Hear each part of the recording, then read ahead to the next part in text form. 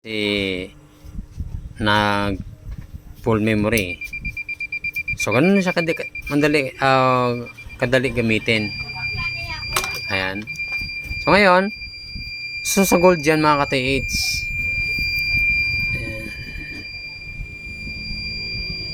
Ayan. So ang tinuturo niya ay ito. Ito yung gold ring. Ayan. Pag itinapat natin yan dito mga ka-TH, tingnan mo.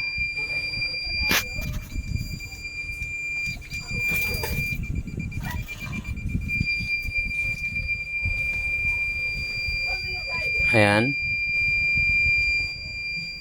Ilinapit natin.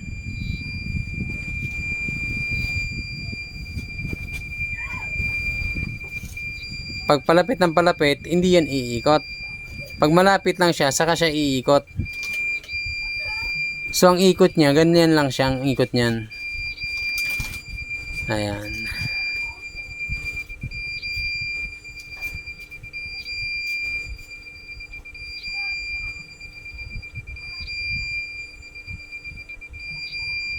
Ayan. So, ganun lang siya ka-TH. Madaling gamitin. So, dito, 19,500 dito mga ka-TH. 2 years warranty. Gold blaster with ground balance and may grip sensor na siya para pag ginawakan mo siya, tamang paghawak, yan, ilaw yan. So, dito naman, yung volume, ayan, naka-volume yan. So, iilaw yan. Pero pag ginawakan mo, i-steady yan. So, ito sasabay lang sa signal. Ayan. Ito naman yung booster. Low frequency. Ayan. Ayan. Okay. So, ito mga ka-TH. Ito yung kanyang battery operated. Ayan. So, tatanggalin nyo lang siya dito para hindi na kayo charge ng charge. So, isinadya ko kasi ito. Mas maganda kasi na battery operated siya. Hindi siya rechargeable. Kasi pag nasa okay kayo, mahihirapan kayo pag nalubat yon. So, magbaon na lang kayo ng maraming battery. Ito. So, gaya ng ganyan. Ang peak power sa Lazada. So, 10 piraso. Pero ang price niya 210. So ayan.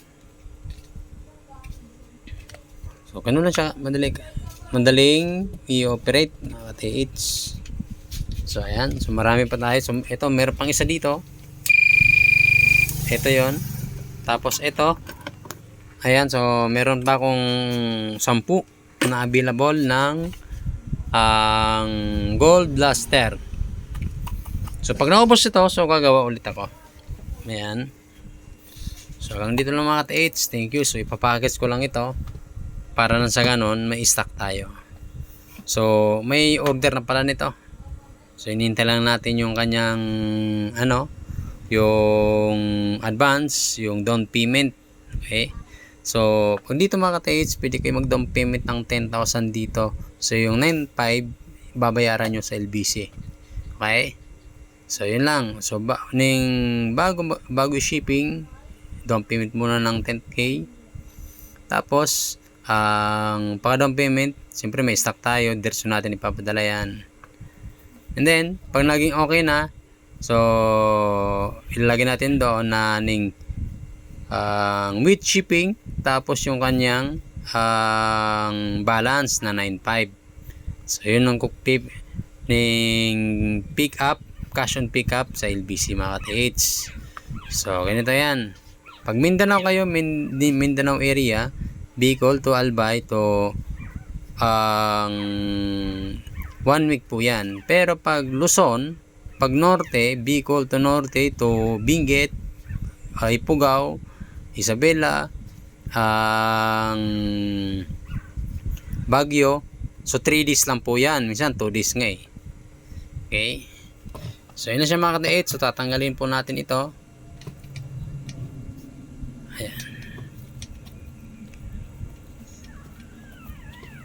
Kasi babalutin na po natin ito. Ayan.